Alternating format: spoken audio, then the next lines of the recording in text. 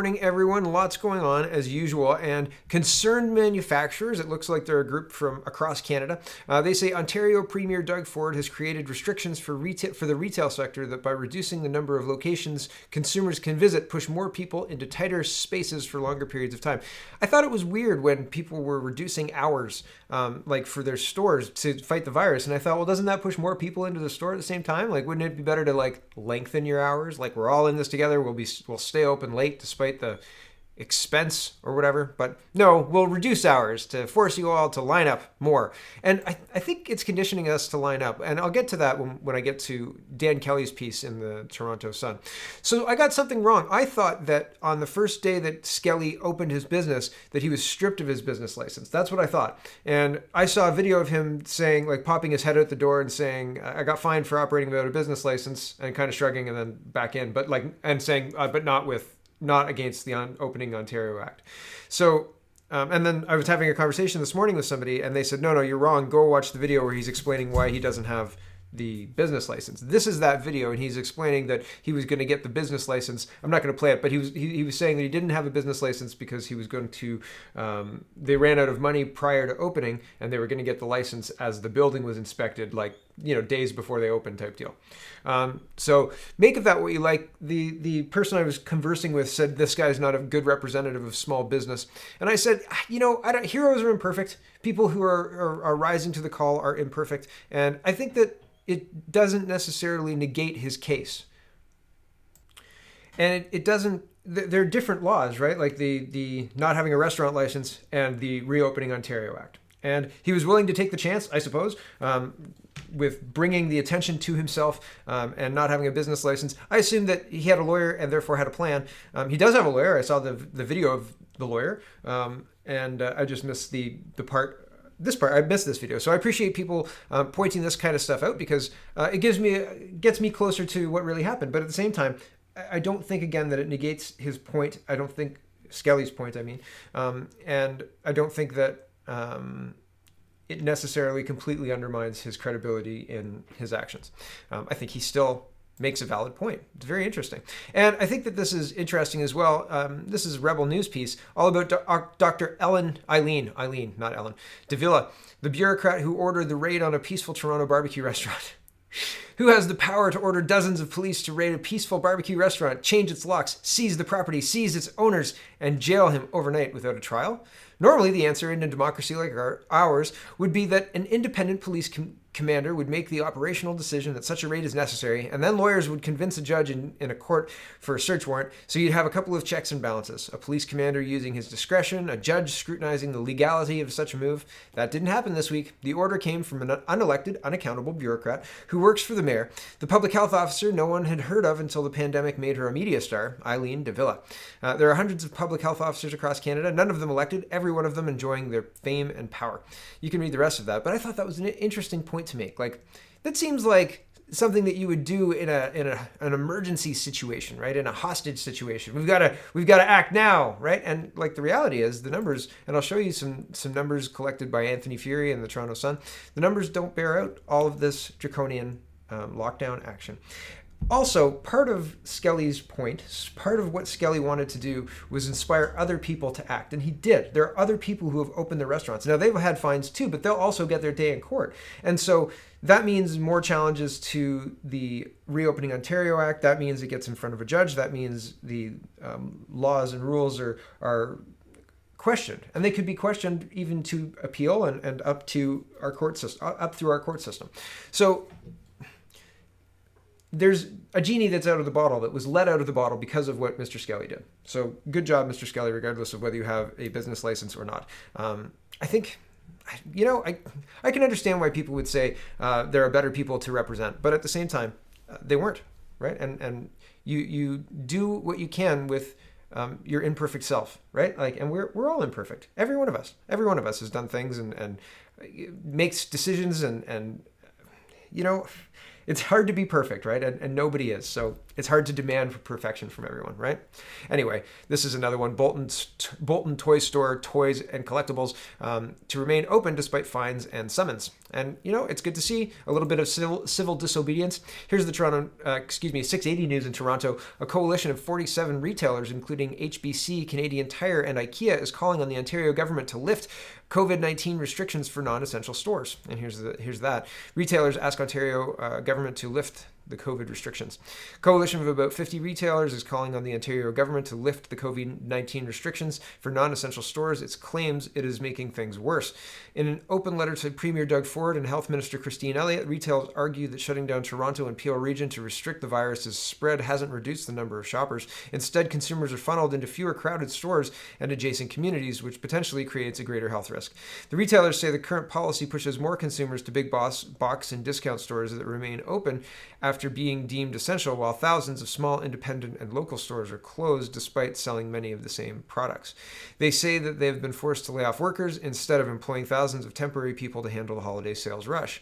The business leaders are calling on the government to immediately open all retail stores in the province and impose a 25% capacity limit on non-essential stores in lockdown regions. I don't like this because I don't want people getting used to standing in line for everything. It was a bad precedent then, it's a bad precedent now, and I don't know that it's borne out in any kind of proof or data. Back to this. The provincial government responded by noting the restrictions are aimed at limiting the spread of COVID-19 to protect the health and well-being of Ontarians. Alexandra Hilke, a spokeswoman for Elliott, said the government, Christine Elliott, that's the provincial health minister, said the government must limit opportunities for individuals to have close contact with others to help stop the spread of the virus. This includes allowing box stores to operate at half capacity. There's a couple of quotes here that basically explain away their position, like, "Oh, don't worry about it. We're going to be protecting you, and we have to do this, and we don't take it lightly." And then the article ends. She noted that the Ontario government is now providing $600 million in relief to support eligible businesses required to close or significantly restrict services due to enhanced public health measures. This is not a solution. Like, you can't replace an economy with aid funds. It doesn't work like that. People don't want to be given handouts. People want to work. People want to be able to support themselves and their family in their chosen business and their chosen field. And usually they have contacts and all sorts of stuff in that field. So they would, get right back into business, right? Like, hopefully their business survived this, but it's getting less and less likely. Here's the London Times. I believe it's the London Times. It's the times.co.uk. Belgian shops were shut as coronavirus shock tactic. This is Belgium. Shutting shops at the end of October was a psychological shock tactic to bring home the need for restrictions to arrest the spread of the virus, the country's health minister has admitted. Non-essential retailers were forced to close at the end of October as infection rates reached the highest levels in Europe and hospital admission threatened to overwhelm intensive care units. Shops will reopen today after a decline in infections. Frank Vanderbroek, sorry if I got that wrong, I probably got it wrong, told the broadcaster VRT that with masks and social distancing, shopping does not really involve any risk. Thanks, Belgium. Okay, and it's yet another thing that, leaders in other countries are saying these things. Portugal just said PCR tests are cycle too high and are basically useless and shouldn't be used for diagnostic purposes, and certainly shouldn't be used as an excuse to be locking people down. Here's Dan Kelly. I've been following his tweets. He's writing in the Toronto Sun, "We need COVID control measures that are fair to everyone." And I'll start here. Skipping ahead to today, small business owners have some important questions. Publicly available data does not suggest that retail shopping is a big driver of COVID-19. Retail appears to be a far less significant source of spread than many other personal and business activities that are permitted to continue. When asked about the lack of evidence to suggest locking down small retailers, political and health officials responded that the goal is to close enough discretionary activities to encourage people to stay home. Most admit that they are closing retail not to end a big source of COVID spread, but to send a message to the public that it isn't taking the pandemic seriously enough. So we're going to destroy your business to send a message to the public that they're not taking COVID-19 seriously enough? Seriously? And I mean, that's Dan Kelly's point. That's what he wants you to say at the end of this, right? And back to this, imagine how you would feel if your source of income was eliminated in order to send a message to someone else. What if civil servants were told their paychecks would be reduced by 50% so government could dedicate those resources to pay for vaccines and other COVID-related expenses? Could you imagine? The teachers, they would be very upset. Back to this. In Toronto and Peel, small retailers are asking why it's illegal to buy a book inside a small independent bookstore.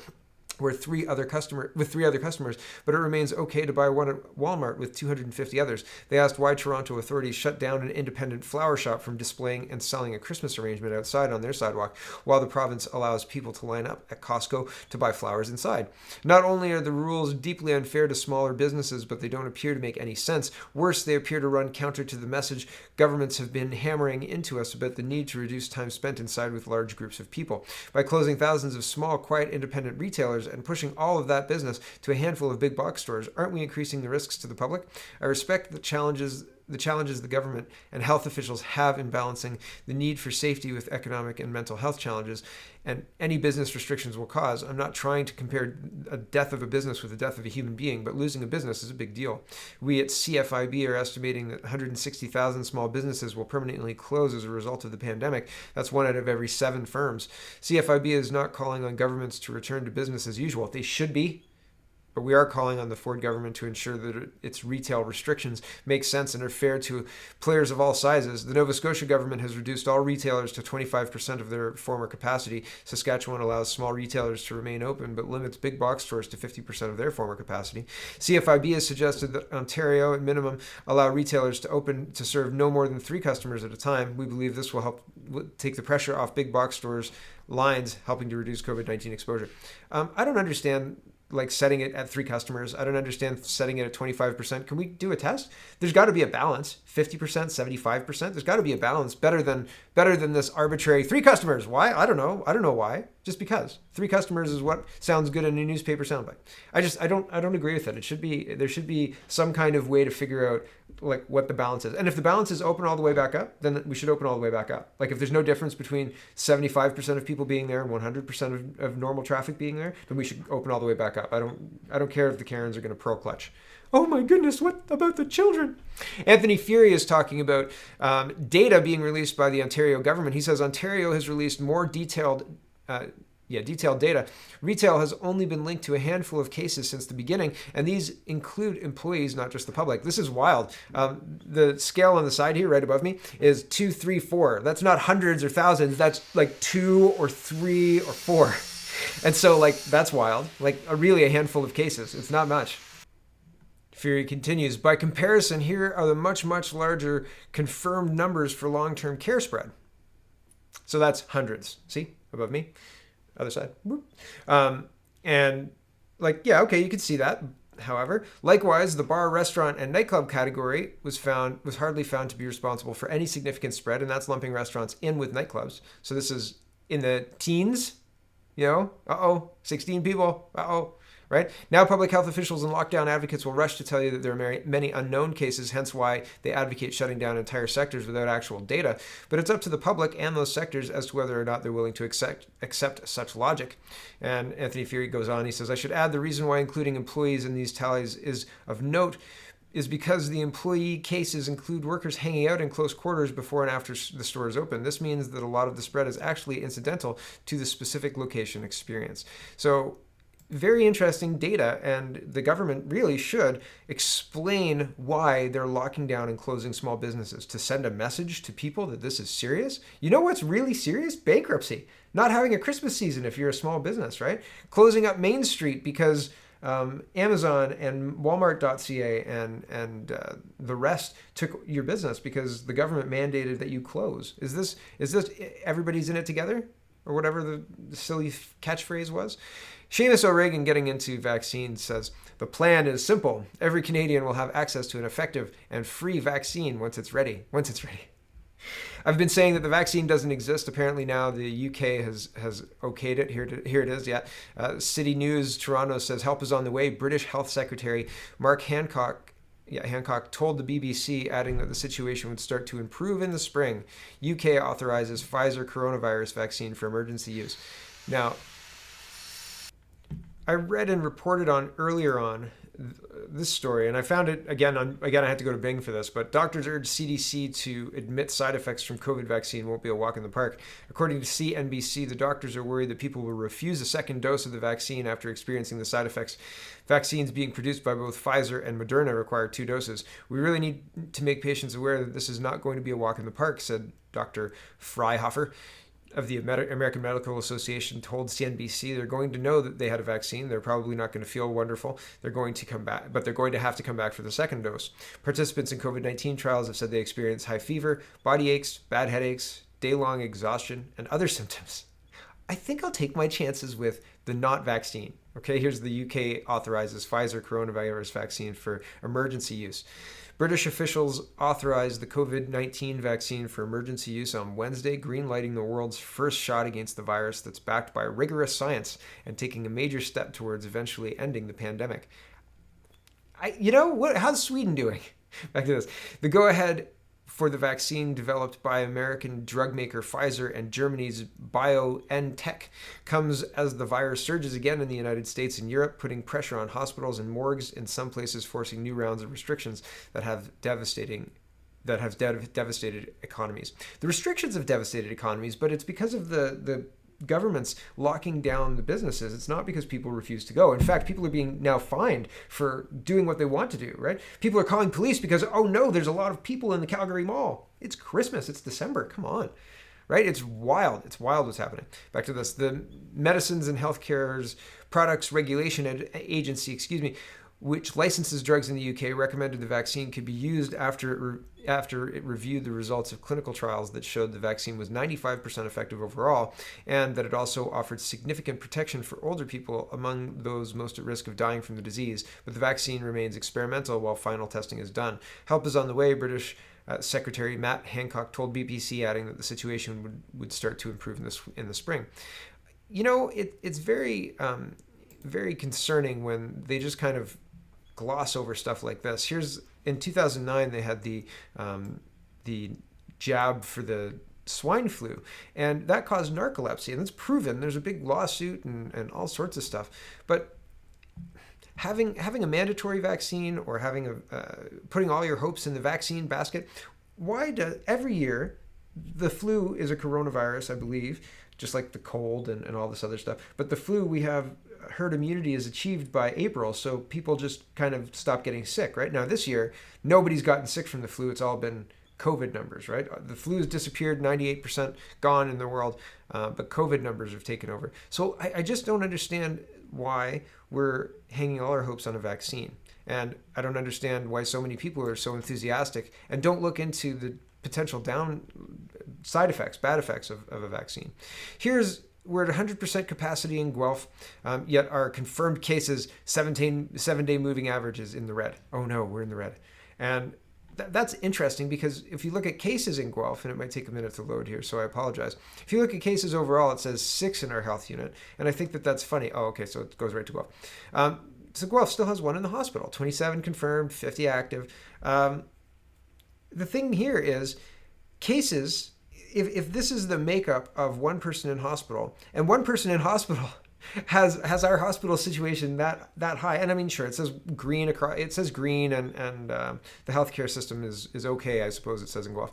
But it seems really, really odd to again be hanging all our hopes on this vaccine and not just trying to open up responsibly in a responsible way. It doesn't. They need to explain themselves, just like Doug Ford needs to explain why this framework was created in order to lock down businesses, in order to lock down people, despite the fact that cases are not the be-all and end-all. And the increase in cases is not meaningfully ticking up hospitals and ICU numbers. I haven't been able to map over top the flu numbers to this increase in the ICU numbers. I don't know if we have the ICU numbers. Somebody did send me the 2018 flu statistics, but I'm sorry, I've been busy and I didn't get to it. But I'm going to open it. I am going to look at it because it is interesting. It's undeniable that we're seeing an increase, but I've seen a lot of people say the increase is due to the usual flu season. Like that usually happens. So, making it seem like COVID-19 is responsible for the increase, the yearly usual increase in that kind of stuff is disingenuous to me. And I've been talking as well about the lack of excess deaths, showing that the 2020 numbers are much lower than the last 10 years, and we're on track to be below that. I mean, we've got less than a month left. It's incredible. it's incredible that those are the numbers. And I don't have the tab up, so I apologize, but I'm just talking now. Okay. It's interesting as well that every leader in Canada, Aaron O'Toole, says Canadians have only asked one thing of this government. What's the plan? We've got our answer today. There is no plan. Without a plan for vaccines, there can be no plan for the economy. Really? Really? I think we could have we've had an economy for the last, a little while. We had an economy in previous pandemics, and we didn't blow up all small businesses to keep people safe. How is it safe to bankrupt a whole bunch of people? I don't understand that. I don't get that. And replacing their income with a government handout is just not it. So Ian is saying every leader in this country thinks vaccines are the only solution to this problem. This is unbelievable. Yes, it is unbelievable, right? Yes, it is unbelievable. If everybody in the room agrees, get some other people in the room. And if all of your leaders agree from every province across the country to all of the parties in the House of Commons, there's probably an issue. There's probably a problem. There's definitely a problem. Ontario's COVID-19 vaccine rollout will be the largest logistical undertaking in the province's history. Learn how our government is working with business and industry experts in a variety of sectors to get the job done. I say again, the pushing of the vaccine, talking about it, creating the artificial demand, the thing doesn't even exist. It's not approved in Canada, and thank goodness. It's going to be approved far earlier than I want it to be, and they're going to be rolling it out. I don't even know where the cases are about the face masks. We're going to have laws for 10 years before the face masks get to be seen before the courts. It's I have no idea what's happening with Rocco's lawsuit. I thought that there was a November date. Here we are in December, and I haven't heard Bubkiss. I haven't heard anything. If anybody's got a link, that would be great. Share it in the comments.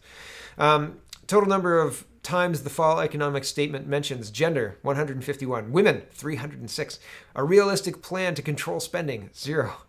The woman would love some financial prudence, or this woman would love some financial prudence. Poilievre, to address the fall economic advisory, he had a press conference yesterday. I didn't get to it. I'm sorry. I'll watch it. I'm sure there'll be a clip or two. I'll probably have a time today, and I'll have a look and see if there's anything and show you tomorrow. But we'll see. Maybe there wasn't anything notable. Maybe he was just... I don't know. I don't know yet. We'll see. But what is notable is one day after the Government of Canada presented its fall economic statement, not a budget, just a fall economic statement, the most senior bureaucrat at Finance Canada has tendered his resignation. That's a very oddly timed announcement. Yeah, it's a little uncomfortable, isn't it? Poilievre says, my bet is that the word got around the government that the Deputy Finance Minister cares about the math and the numbers, so they showed him the door. Here's the Financial Post article about it. Finance Canada's top bureaucrat announces departure day after government's fall economic update.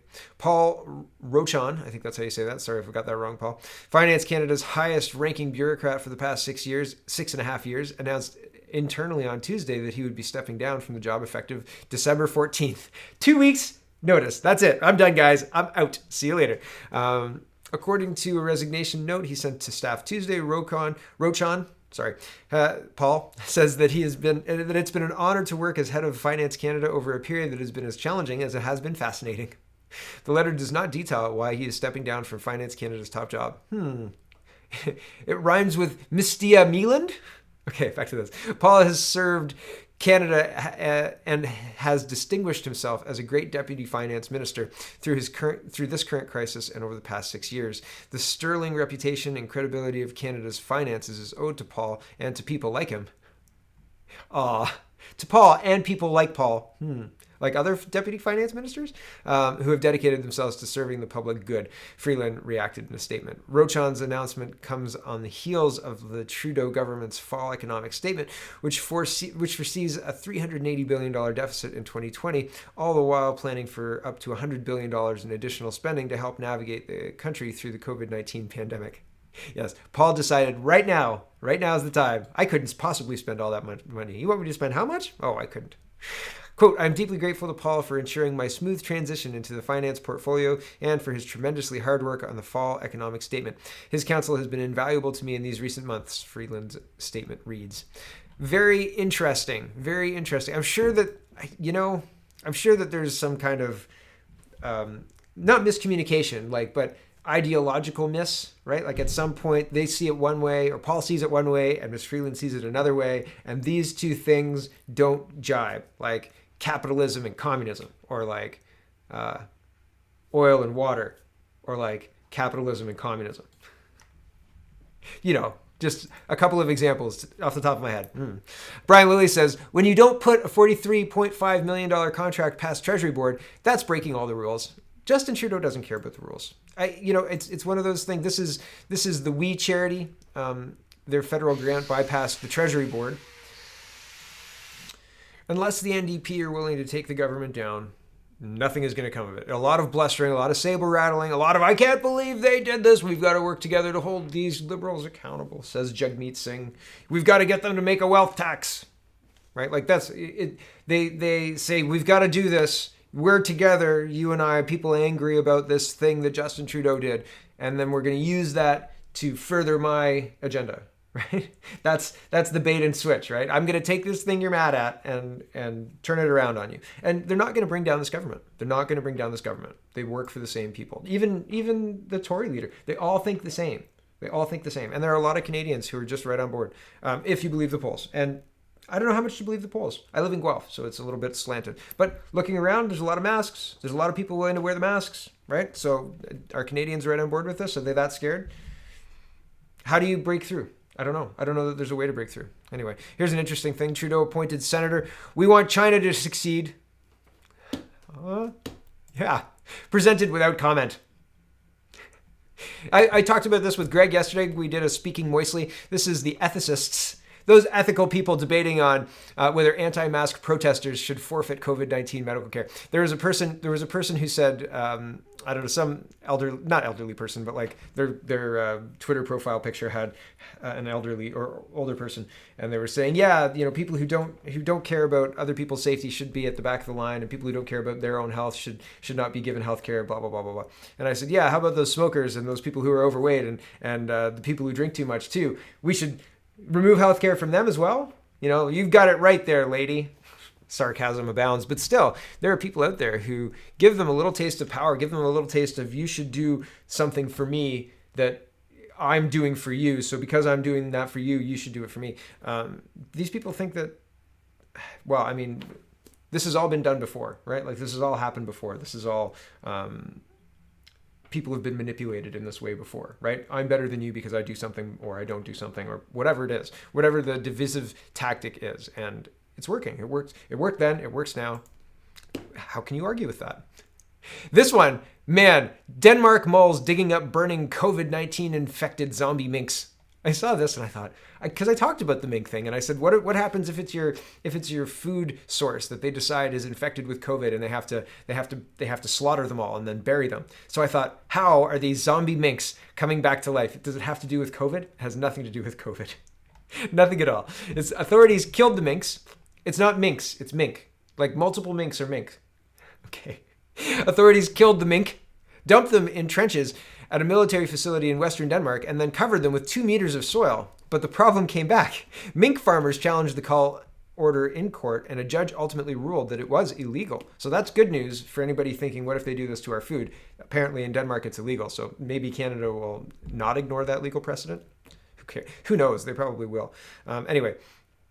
The decision then prompted the then Agriculture Minister Morgan Jensen to resign, leaving Pren to take over. Meanwhile, locals reported that the dead mink had begun bursting out of the graves. Authorities say the mink were forced out of the ground by gases that built up during decomposition, and that the problem would continue if left unaddressed. Local media dubbed them zombie mink, and pressure mounted last week for Pren to solve the problem. So you've got to dig up and incinerate the COVID zombie mink. But the COVID zombie mink is not at all what you think it is. It's just government incompetence writ large. Yes, we have to kill these mink, and yes, we'll just bury them in the cheapest way possible in trenches done by the military. Yay, right? Regular government incompetence leads to COVID-infected zombie mink. I talked with Greg about this on Speaking Moistly, and there was an Impetigo section after this that I thought was pretty impactful, but this is kind of like unbelievable. Again, the masking stuff. This woman was in Woodstock and she was attacked and wrestled to the ground for obstructing justice or something to that effect, for not wearing a mask and having the gall to access her exemption. There was also a Rebel News interview yesterday talking about exactly the same thing. One of the Rebel reporters went to a mall without a mask on and was told by security guards and police officers that she had to leave and she'd be trespassing if she didn't leave. So this is like the idea of having a mandatory vaccine or some way to identify yourself as someone who has complied with said vaccine, can you just say, I've already had COVID? No problem. Or I've already had the experimental vaccine. Can you tell people that? I don't need to wear a mask. I'm already vaccinated. No, right? How are they gonna know? Where's proof? You don't get to demand proof of my medical status. You don't. That is private information. You don't get to demand it, Karen. Sorry. I'm sorry. You just don't. But apparently, these days, if you demand it, don't give it, they'll call the local health Gestapo, and the police show up in their stead on their behalf. This is interesting. This is in the UK, but it's parallel, right? It's playing out the same way it's playing out here. The government has no right to ban collective worship, no right to make it illegal for people to see their grandchildren, their children, or their grandparents, no right to stop people from working to support their family. An excellent contribution from Sir Graham Brady. So it's a 2-minute speech. I'm not going to play it. It's worthwhile watching, though. Link is in the description. But fundamentally, that's what they're doing, right? They're outlawing religious worship. They're outlawing your ability to support your family. They're outlawing seeing your family. This is an abusive relationship with our government. It should not stand. It will not stand. One can hope, because we've got a lot of activist judges in Canada. Here's very, very concerning video. This is 2 officers and a public health officer to force a test on somebody who doesn't want to be tested. So, I mean, why force a test on somebody who doesn't want to be tested? Imagine what they're going to do when they have a vaccine that they believe works. And you just have to have 2 shots. So we're going to put this vaccine in you, and then you're going to come and stay here for a couple of weeks, and then we'll put another vaccine in you, and then you'll be safe for another year. And then next year we'll kidnap you again and do the same thing. This is in Australia, but goodness me. And this I saw and thought, I mean, you can Photoshop something like this together. It says application to court if danger to public health. Canada, province of British Columbia, Form 3 pursuant to Section 49 of the Public Health Act. Yeah, very concerning. And then here's Form 7 pursuant to Section 49 of the Public Health Act. Canada, province of British Columbia, certificate allowing a medical health officer to detain a person and allowing for apprehension and transportation of the person to a place. Where would the place be? This is very concerning. So link is in the description if you want to check that out. And corruption writ large. But I mean, this is just kind of general corruption, right?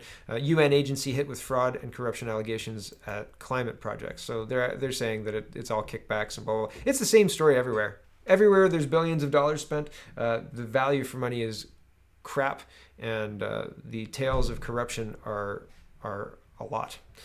Anyway, I'm going to get going. I think something's going to start happening here, so I'll hold on. Thanks for watching, everybody. Check out CanadaPoly.com. Check out CanadaReport.co. Check out SpeakingMoistly.co. Greg and I were hanging out yesterday, which I mentioned already. And have a wonderful, wonderful